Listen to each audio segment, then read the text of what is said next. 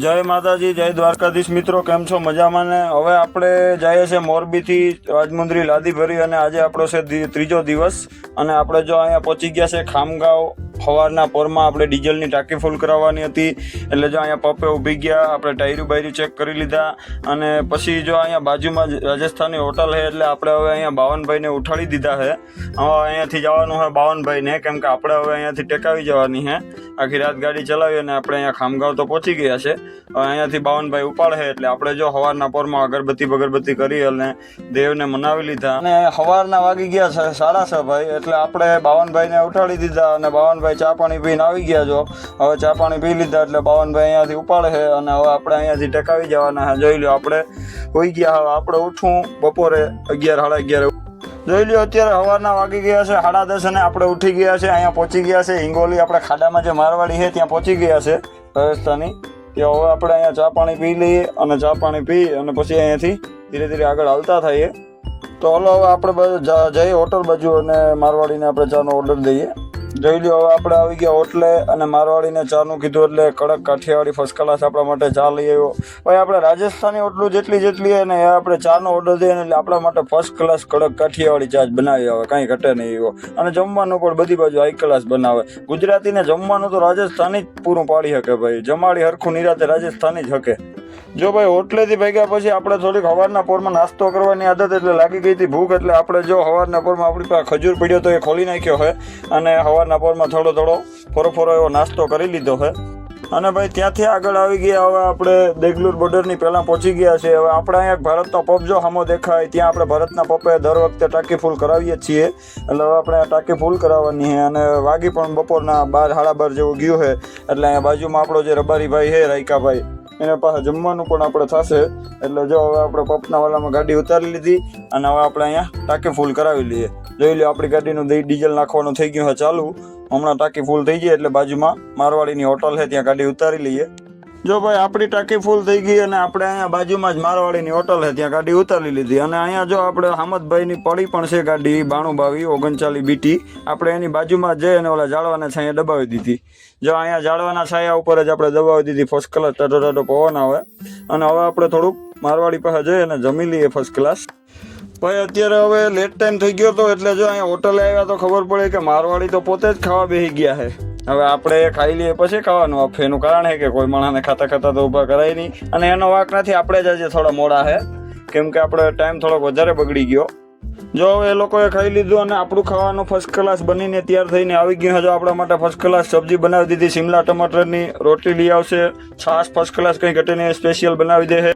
તો હવે આપણે ખાઈ પીને પાછા આવી ગયા છે ગાડીએ અને હવે આપણે અહીંયા 2 કલાક પોરો ખાઈ જવાનો છે કેમ કે બરાબર તડકો બહુ છે એટલે 2 કલાક આરામ કરી લઈએ. જોઈ લો બાણું ભાવી પણ આપણી બાજુમાં જ પડી છે એટલે આરામ કરી લઈએ નિરાતે.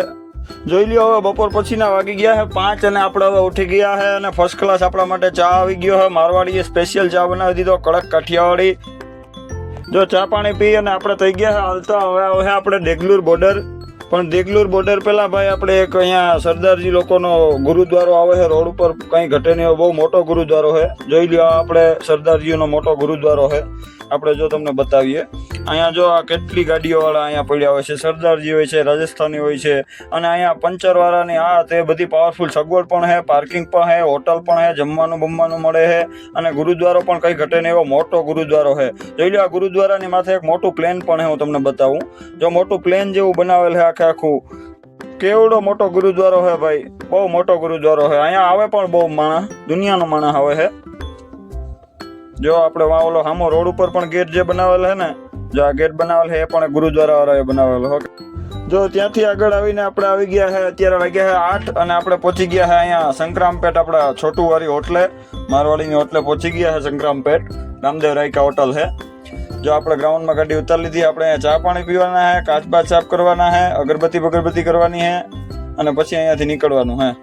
જોઈ લો આપણે અહીંયા પોરબંદરની ગાડીઓ તો અહીંયા પડી જ હોય. આપણે ભાઈ 9931 પડી છે અને આ બીજી જો પોરબંદરની ગાડી પડી છે.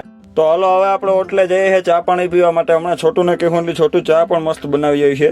જો ભાઈ આપણે આખોથી ચા પાણીનું તો ચાલુ જ હોય. ચા પાણીની થોડીક આદત પણ વધારે છે અને ચા પાણી સિવાય આપણે હાલીએ નહીં. જો બાવનભાઈએ ચા પાણીનો ઓર્ડર મારીને બેઠા છે અને થોડીક જીવણમાં બેઠા છે કેમ કે એને એક મોબાઈલમાં ઉખાણો એ સોલ્વ કરે છે. જો આપણો છોટું આવી ગયો કડક કાઠિયાવાડી ચા લઈને ફર્સ્ટ ક્લાસ આપણો ભેરું છે, આપણો મિત્ર છે. જો આપણા માટે કેવી મસ્ત ચા લઈ આવ્યો છે.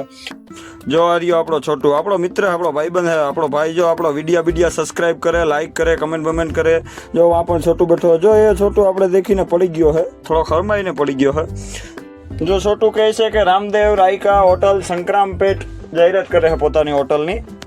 જો પછી આપણે ત્યાંથી થઈ ગયા છે હાલતા, અને આપણે ધીરે ધીરે વયા જઈએ છે. જોઈ લ્યો બાવનભાઈ ગાડી હલાવે છે. જો ભાઈ ત્યાંથી આગળ આવ્યા ને આપણે અહીંયા સાંગારેડી વટી, અને આપણે જે અહીંયા પદ્માવતી ટ્રાન્સપોર્ટની ઓફિસ છે, મોટો વાળો છે, પાર્કિંગ છે, ત્યાં આવીને આપણી ગાડી ઊભી રાખી દીધી છે.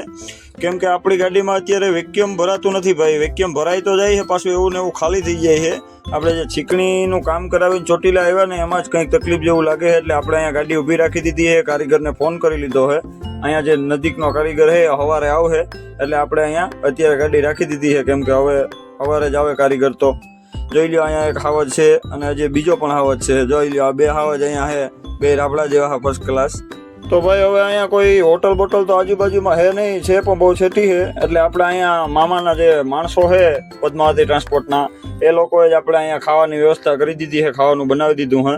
જોઈ લ્યો એ લોકોએ મસ્ત રોટલી, શાક, રાયતું, છાશ બધું બનાવી દીધું ફર્સ્ટ ક્લાસ, ભૂંગરા તરીને જોરદાર. એટલે આપણે અહીંયા આવી ગયા ખાવા.